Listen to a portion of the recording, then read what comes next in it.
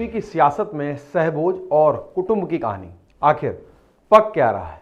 विधानसभा का शीतकालीन सत्र चल रहा है और इसी बीच सत्ता के गलियारों में एक अलग ही हवा देखने को मिल रही है। कुछ महीने पहले ठाकुर विधायकों ने एक साथ बैठकर कुटुंब नाम की बैठक की थी। अब ठीक उसी तर्ज पर ब्राह्मण विधायक भी एकजुट होकर सहभोज कर रहे हैं।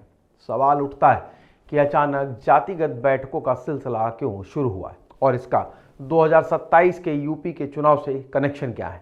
पहले समझते हैं ब्राह्मण विधायकों की बैठक क्यों हुई। 23 दिसंबर लखनऊ कुशीनगर से बीजेपी विधायक पीएन पाठक के घर करीब 40 से 45 ब्राह्मण विधायक जुटते हैं। खास बात यह है कि सिर्फ बीजेपी नहीं, सपा और दूसरी पार्टियों के ब्राह्मण विधायक भी वहां मौजूद थे। मतलब ये कोई पार्टी मीटिंग नहीं थी, ये जातिगत एकजुटता की बैठक थी। विधायकों के मन में एक साझा भावना थी कि हम विधायक हैं लेकिन हमारी बात कोई नहीं सुन रहा। उनका कहना था कि थाने में हमारी नहीं चलती, डीएम एसपी हमारी नहीं सुनते, सरकार संगठन में हमारा कोई ऐसा चेहरा नहीं है जो खुलकर हमारी आवाज़ बने। यानी संदेश साफ था, संख्या है लेकिन असर नहीं। अब जरा पीछे चलते हैं। ठाकुर विधायकों का कुटुंब अगस्त महीने में लगभग 40 क्षत्रिय विधायक लखनऊ पे एक 5 सितारा होटल में जुटे। नाम दिया गया कुटुंब। उस बैठक में बीजेपी, सपा और दूसरी पार्टियों के ठाकुर विधायक शामिल हुए। खास बात यह थी कि उस बैठक में सरकार के मंत्री भी पहुंचे थे। दयाशंकर सिंह, जयवीर सिंह जैसे सामने आए नाम। यानी ठाकुरों की बैठक को सिस्टम का मौन समर्थन मिला। इसके बाद सियासी गलियारों में ये चर्चा शुरू हुई कि ठाकुर संगठित हैं, इसीलिए उसकी सुनवाई है। तो ब्राह्मणों को क्या लगा?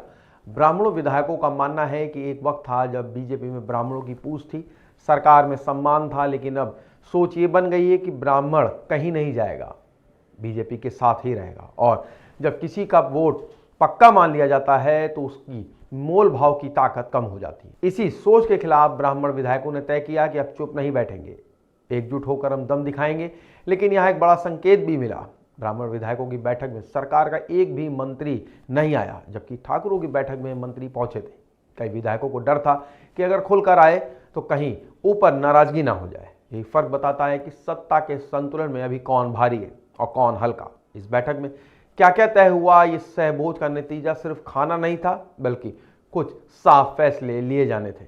ब्राह्मण समाज को संगठित किया जाएगा, सोशल मीडिया पर आक्रामक मौजूदगी होगी, हर 2 महीने में बैठक की जाएगी, हर जिले में प्रेशर ग्रुप बनेगा और सबसे अहम, जिसकी जितनी संख्या उतनी उसकी हिस्सेदारी, यानी टिकट, पद और सम्मान, सब कुछ संख्या के हिसाब से। अब सबसे बड़ा सवाल है, चुनाव क्यों याद आ रहा है? उत्तर साफ है। 2027 का यूपी विधानसभा चुनाव बीजेपी जानती है कि पीडीए की राजनीति, जाति समीकरण, क्षेत्रीय असंतोष सब मिलकर बड़ा असर डाल सकते हैं। ऐसे में हर जाति ये दिखाना चाहती है कि हम सिर्फ वोट बैंक नहीं, पावर सेंटर भी।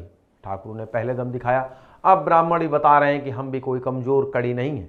तो क्या ये यूपी में जातियों की नई सियासत शुरू हो गई है? हाँ, लेकिन खुलकर नहीं, संकेतों में।